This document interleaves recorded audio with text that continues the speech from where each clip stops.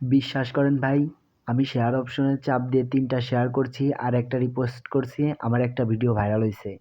আর না হলে আপনিও একটা করে দেখুন, যদি ভাইরাল না হয় তারপরে আমার কমেন্টে এসে বলবেন।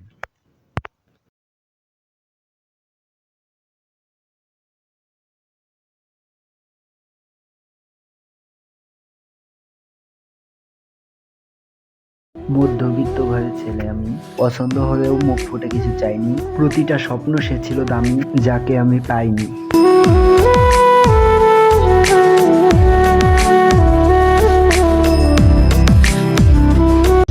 জানি তুমি বুঝবে না, তোমাকে বোঝানোর সামর্থ্য আমার নেই, তাই তোমাকে ভালোবাসি আড়ালে থেকেই।